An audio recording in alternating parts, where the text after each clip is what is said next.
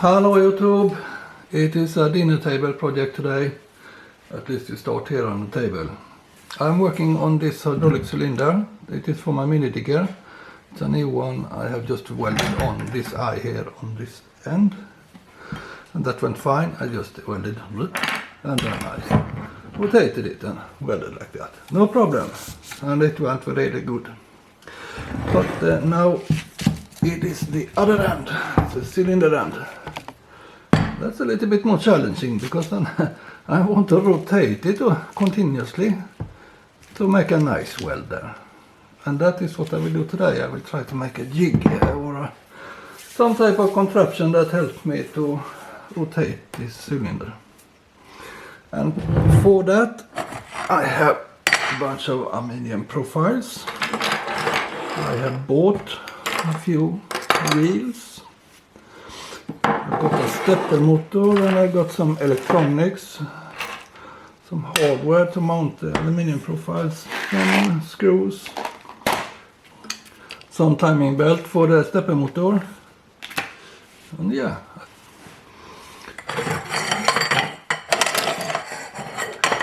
So if I start pushing it over the edge there, now with this stays like this, you can have the wheels like that. So one is fixed and one is rotating there. This is a nuisance. If I put them like this, this will be too far away. This will be fine. It will not stay there, so I have a little glue there, so we will make it stay, is the idea. I didn't have any quick glue, so we have to do a thread lock. And it will eventually set. But I will let it cure overnight, so see you tomorrow. Yeah, the thread lock in there didn't work, but now there is a bit of epoxy on it, so now that works. And the rotation works. I think this works really nice. So now I have to drive the rotation.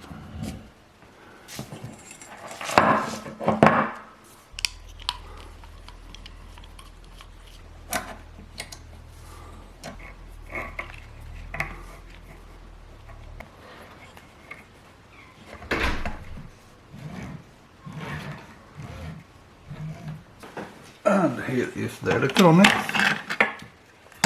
and a user interface and HMI. So this is like a gas pedal and this is the ignition switch. And here is the motor. Enough with analogies now. And just a simple power supply.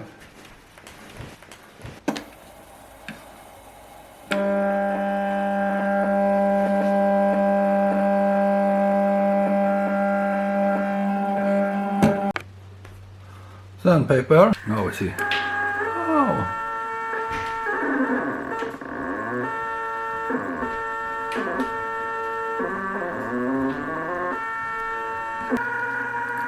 And it wants to wander off in that direction. Pretty high force actually.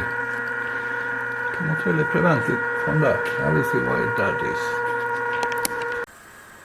I have to keep telling myself, don't overdo it, don't overdo it. It is only for one piece, it is for this cylinder.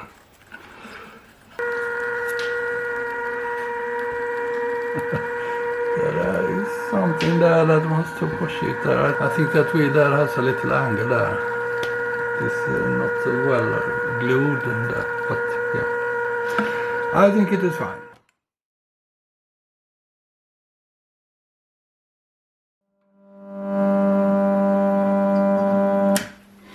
If you look here, it is possible to do some really nice things here, but it is also possible to do some really awful things.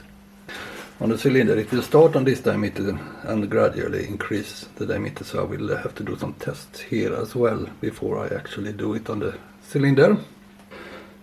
There has now been several iterations. The first was the belt driving here. I tried with the sandpaper and that worked kind of, but it didn't really work.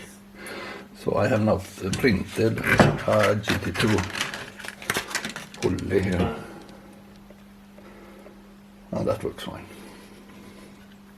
I also had to lower the tube between the wheels. I had to make a larger distance as it kind of came down lower there, because when I pulled in it kind of wanted to roll over the wheel instead of rotating.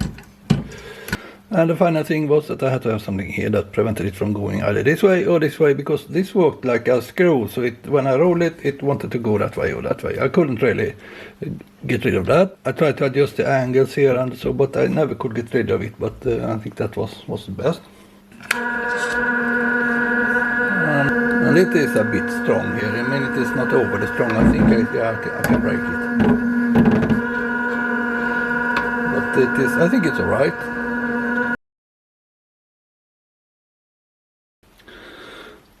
Some more welding, and I think it looks at least somewhat decent.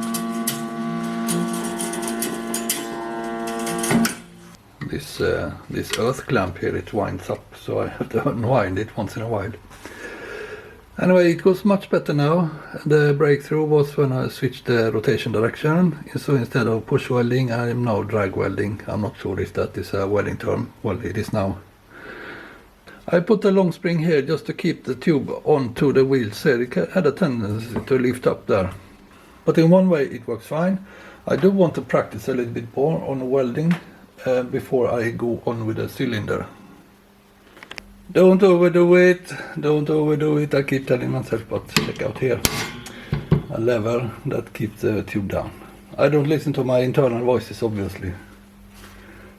Anyways, I will start on the hydraulic cylinder, but I will not start with this automatic welding.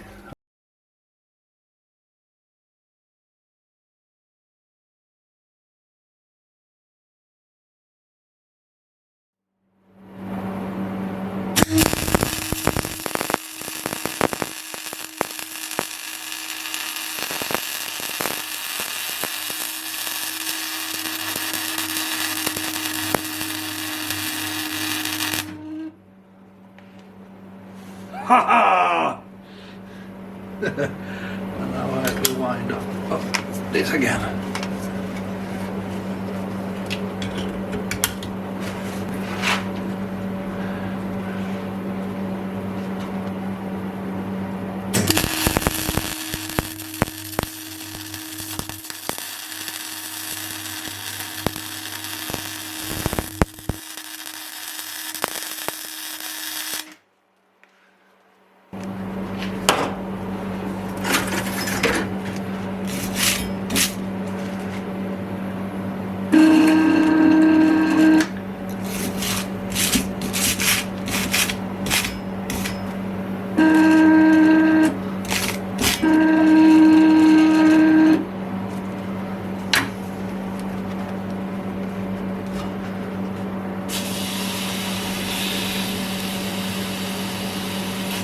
That's good.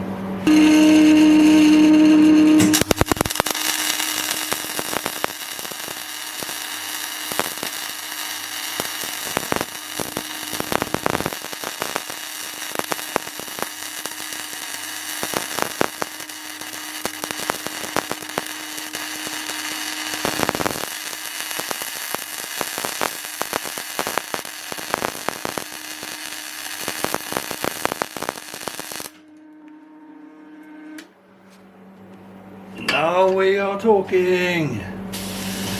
A little bit too warm, I guess, but that's fine. Almost done, but it keeps walking away either that direction or that direction. So I have put here a guiding here that will prevent it from moving. But when I put it on that side, it goes that direction. And when I put it on that side, it goes that direction. So yeah, but I now have a second one. So I will win this. I will win this.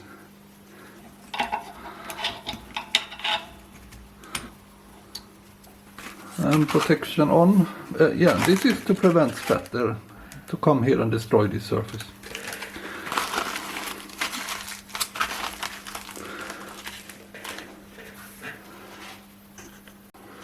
So if I look at this, I think this is pretty almost done actually. Maybe I can do one more pass over there. And do one more pass over there.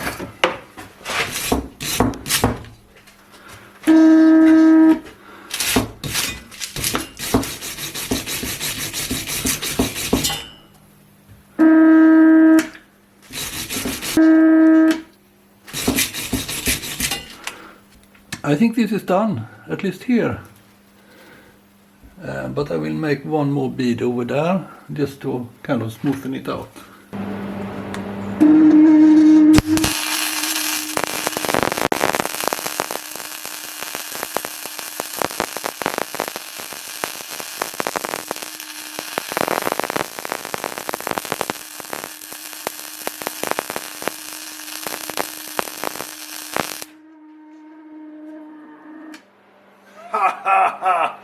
It is so nice. It's a pity, it's just the last weld that becomes so really good. But then I will actually do one more here.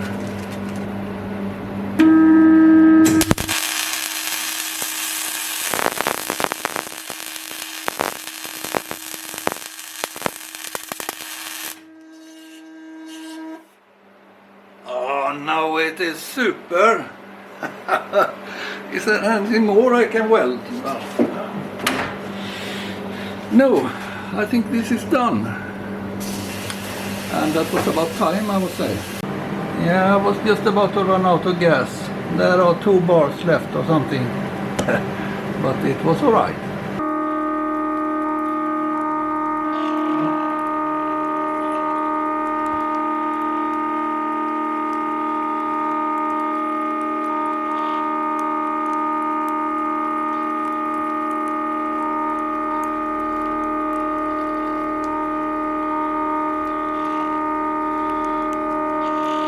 Yes, I'm sure that there are questions around my stepper motor control, so let me show you that one.